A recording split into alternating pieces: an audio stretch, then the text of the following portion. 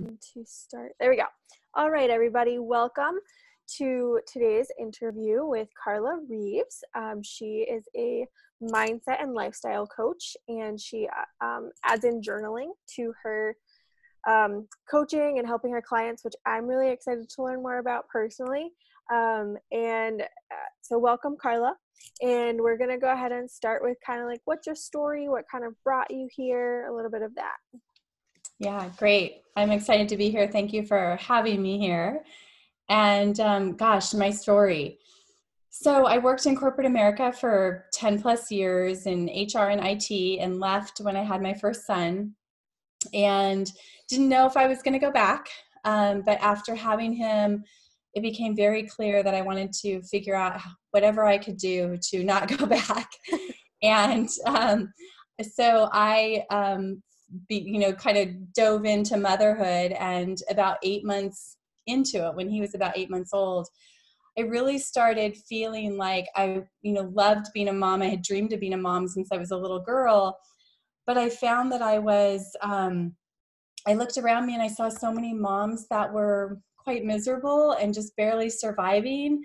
And I kind of felt myself in my own mindset taking a bit of a dive, and I just really made it my mission to figure out how could I be a happy mom, because I felt like that was one of the greatest gifts I could give my children.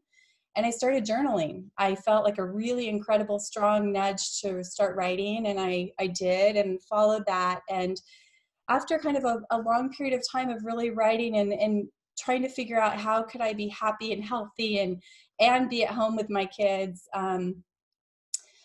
one day I remember looking through my journals and just being wowed at what had occurred on the pages of my journal over 3 or 6 month time frame.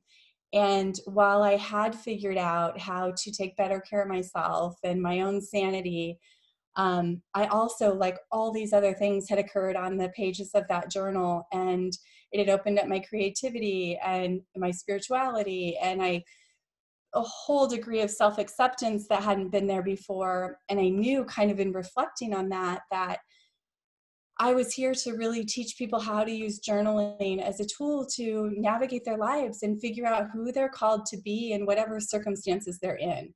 And so I actually started a company called Sanity Journals, and I created a self-published line of guided journals for people, and I led local workshops and retreats where women and men could come and have an experience of writing.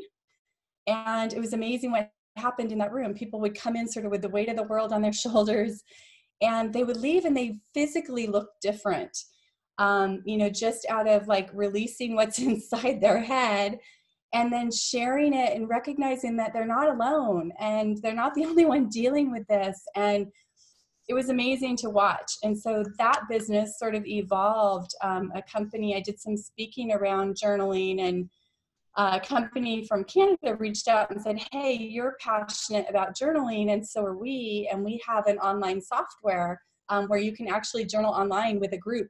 And so I licensed their software. I had dreamed of this online journaling lounge where people could connect and grow and get healthy. And so I created that online journaling lounge. And then one day I went to the president of that company and I said, I really want to grow my business, but I don't know what to do. Would you mentor me? And she said, I think you know what to do. I think you're in your own way. And she said, I think you should go through our coaching program. And so I did. And the coaching was amazing. But more importantly, or bigger than that, I fell in love with this idea of coupling the journaling with a coach to really help people change their lives. So I went through their certification, coached on their team of coaches for 6+ years, and then went out on my own about 3 years ago. So that's my story. I love it. And I think that it's always encouraging to hear when other moms share their struggles, because I struggle as a mom too. And currently have just one child that I'm pregnant, and this pregnancy has been really rough mentally for me. So I think it's so helpful when moms are open about that. And I have so many moms that have, just been I totally get you and understand what you're going through. And I've been wanting to journal, but I really struggle with making the time to journal. So before we go into, well, do you think we'll talk about that throughout the questions that I sent you about like making Not time for journaling? necessarily. So Okay, go ahead ask and your question. okay, how like what would be your best piece of advice for like making that time to journal? Like making it that priority, because that's my struggle. I struggle with like I think journaling is great exercise for me, and I do believe it would help me be one of the most therapeutic things for me, but I just don't make the time for it because I have a crazy Yeah. schedule. Yeah, so a couple things. One, I would say like figure out and get really clear and in touch with why you want to do it. Because for me, it was that why that Mm-hmm. had me show up, to do it even when I didn't really feel like or want to. Because if you rely on your feelings to sort of dictate whether you're going to do that, more than likely you're not going to do it. Because we have so many pulls and so many demands, on ourselves. Right. And then two, kind of in line with that, and this is something I share with my clients a lot, is when you begin to really get clear about what you're committed to, and it sounds like you're committed to journaling, is when you start acting based on what you're committed to instead of what you feel like doing, you really start to make traction in your life. And so when you declare, like I kind of declared, like, I'm going to write, like I felt that nudge, I knew I needed to do it. And like, I'm just going to show up and do it for 15 days or 30 days. Like start with something that feels doable, because what happens is the results are going to keep you coming, but that initial commitment is really, really important. Because I remember when I started, I was writing and writing and writing and thinking, this isn't going anywhere, I'm not getting any results, I don't like my writing, this sounds terrible, I wish it sounded like somebody else. And I mean, that was all part of the self-acceptance thing that I mentioned, is that Mm-hmm. I was judging my writing just like I judged myself. And so just commit to a chunk of time to just experiment and see Okay, where it takes you. Yeah. cool. I love that. Thank you for sharing. Um, so what were growing up, were you taught any type of a healthy lifestyle, whether it be kind of mental or physically eating healthy, that kind of stuff? Yeah, that was an interesting question. I don't know that I've ever really thought about that. My parents weren't physically active, so it wasn't modeled to exercise and that kind of thing, take care of Mm-hmm. your body that way.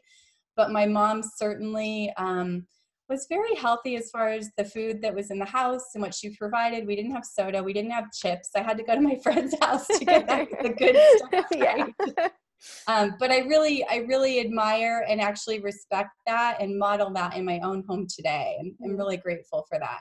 that's So awesome. she did in that sense. And then the other modeling that I had was, and I think just over and over recently, I'm just reminded of that, is just the positive, healthy mindset my parents modeled.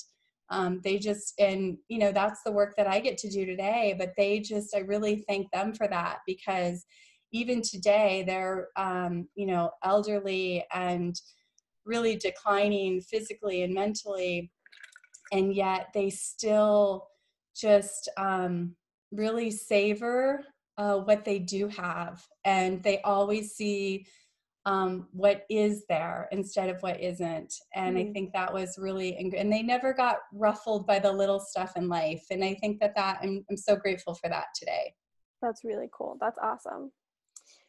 So do you want to share a little bit about what your business is and kind of what you do with your clients?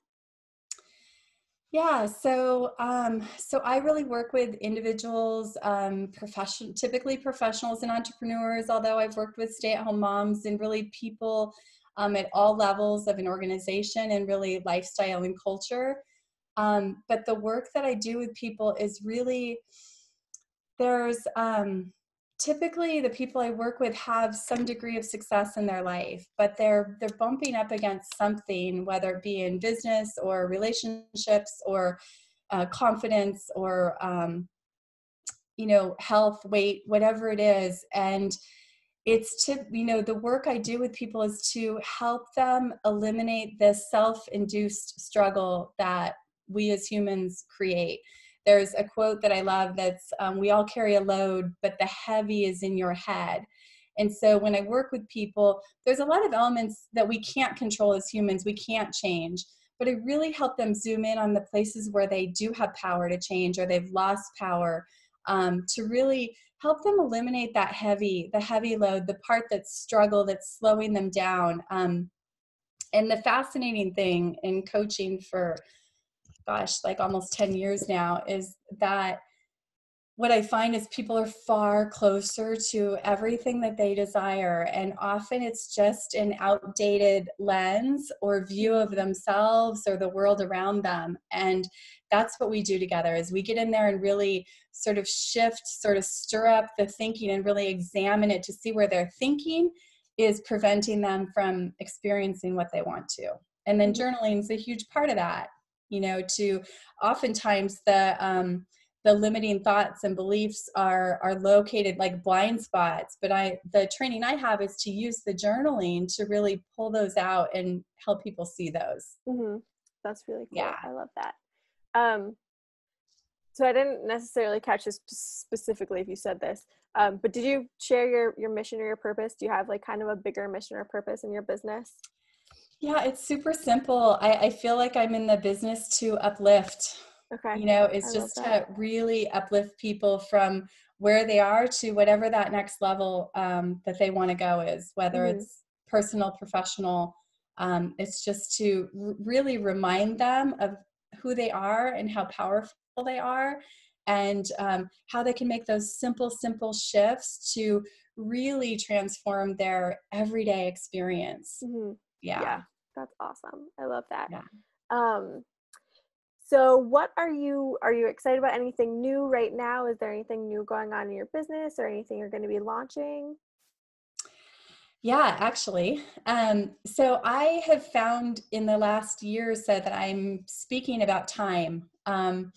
And it's because time is so precious, right? And time is something that ongoingly comes up for my clients that they grapple with and struggle with. And so I've been speaking about that topic, and over the last year, I've really been pouring my heart and mind into a self-study program, which is the first. I haven't ever done this, but really as a way to reach more people, impact more people, and also leverage my time, right? Because I Mm-hmm. can only work with so many individuals, and individual coaching isn't always a match for everybody. Um, and so I've put together a self-study program that is called Master Your Time. And it's really an inside-out approach to changing the way that we experience time. So it's kind of in line with everything else I do with clients, is we start with the thinking first. Because my belief is it's not really a time management problem, it's a thinking problem. And you Mm-hmm. have to really sort of shift that foundation first in order to sustainably shift your experience with time. And so obviously this comes from doing this work in my own life and working with a lot of people and helping them shift that. That's really awesome. And I Yeah. think that that's going to be a really awesome program for people to do. Because that is the constant thing. I don't have enough time to do this. I don't have time to take care of myself. I make those excuses too. Yes, and it So becomes a self-fulfilling yes, prophecy, right? And yeah, if we look around, there's tons of evidence for this is just how it is, but it right. doesn't have to be that way. Yes. And then you look at like the days where you're super productive and you're like, why can't I be like this every day? Yes. Yeah. Yeah. So I have two kind of finalish questions. What do you believe is one key element to move the needle in someone's health? Like one thing that they could change today? Yeah, so I mean, given the work that I do, it really comes to mindset. And I'll give you an example. Like if you, and this was in my original coach training, that they used to tell us, like, thoughts over and over and over again become your beliefs, Mm-hmm. which drive your actions, which create your results. And so if you don't like the results in your health, typically we go back to changing our behavior or actions. So like if you're trying to lose weight, we go back and we eat less, we exercise more, and we Mm-hmm. get some traction. But often people report that they fall back. And my belief is the reason they fall back is they haven't gone all the way back to the start, which is your thinking and your beliefs. And Mm-hmm. so, for example, like working with a client, she has struggled with her weight her whole life. And she, has tried all kinds of different diets and everything and just has never had sustainable change. Mhm. And it's super frustrating for her and saddening and all of that, as you can imagine. And we started to really look at the thoughts and the beliefs that were in there. And there were some things that were so emotionally rooted to her weight that it made perfect sense that she wouldn't let go of that weight. Mhm. And so that's the power of our thinking and our mindset and that emotion. So when our thinking is lodged into something that's very emotional that happened years and years and years ago may not even make sense today, but it's running the show whether we realize it or not. And so I think that that's a part we need to take responsibility for is, what are we thinking and perpetuating here first, to really create lasting, sustainable change. Right. Oh yeah, Yeah. definitely. And I think that's one of my favorite things about like health and wellness is how interconnected everything is. And I mean, it gets frustrating because you can't figure something out because it could be something that happened in childhood that you don't even remember, but it's Yes. so fascinating to know like how connected our emotions It's is to all. just being able to lose weight even if you are eating the perfect diet. Like it could be a mental block. So fascinating. Yes. um, and then the final question, what is one change you'd like to see, in this generation change and be passed down to the next generation? Yeah, and I think it kind of ties to the same thing in the mission Mhm. I'm on is really to equip people with powerful mindset tools for emotional resiliency because we're in a world where there's so much change, there's so much happening, and the piece that we always have control over to kind of center and ground ourselves, really is our mindset.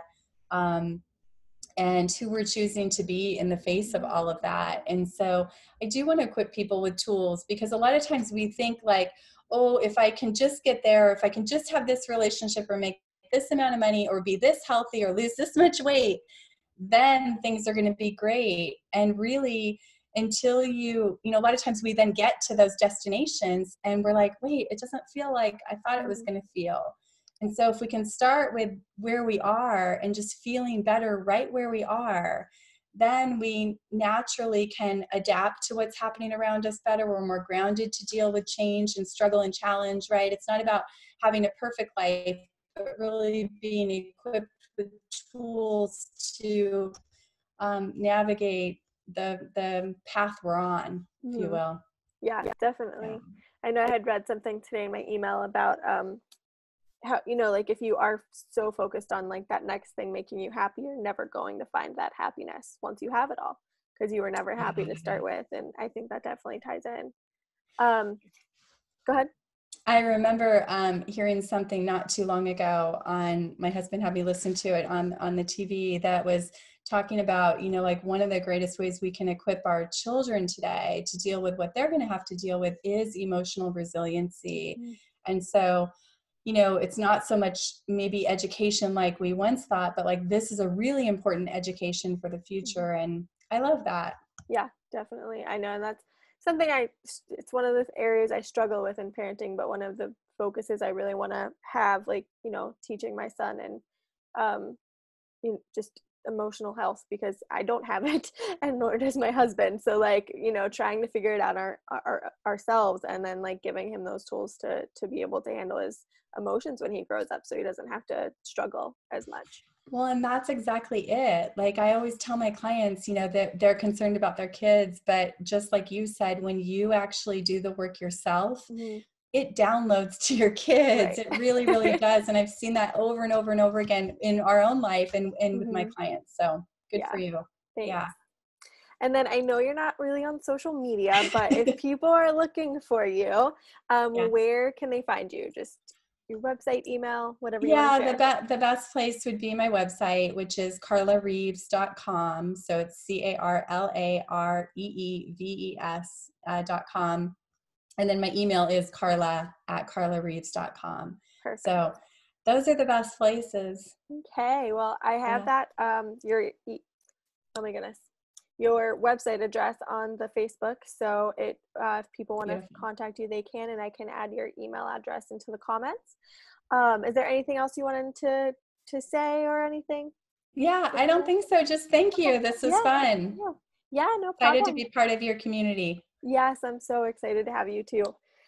Thank you so much for taking the time today, and I hope you have a great rest of your day. You too. Bye. Bye.